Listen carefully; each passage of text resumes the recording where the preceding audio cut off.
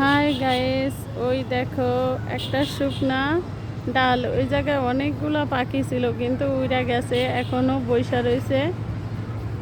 এক একটা না দুইটা পাখি বইসা রয়েছে ডালেতে।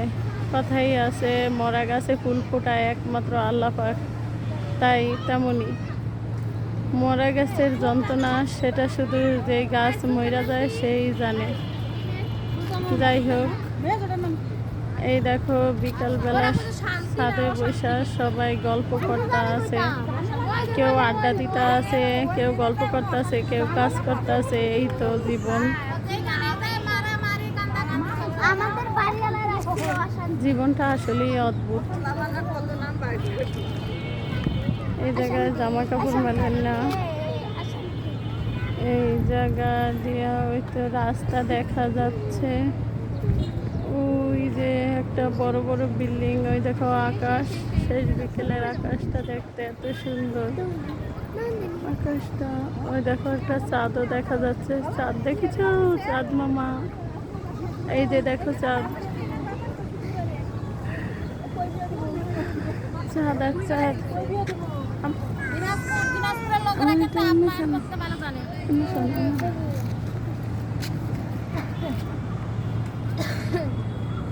এই দেখো ওনারা কাজ করতে আছে।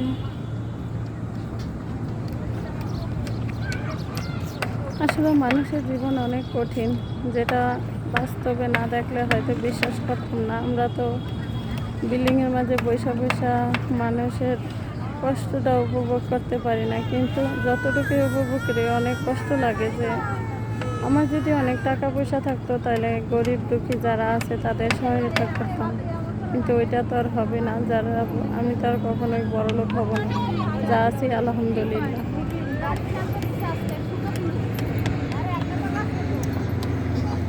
আকাশের উপর দিয়া একটা প্লেন যাইতা আছে। এই দেখো, দেখতে খুব সুন্দর লাগতা আছে।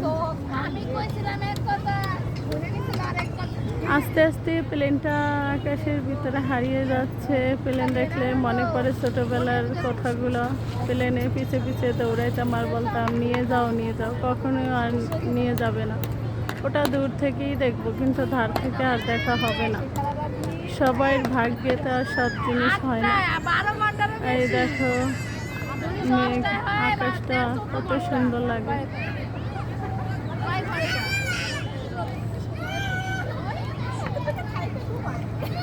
এই একটা টাওয়ার।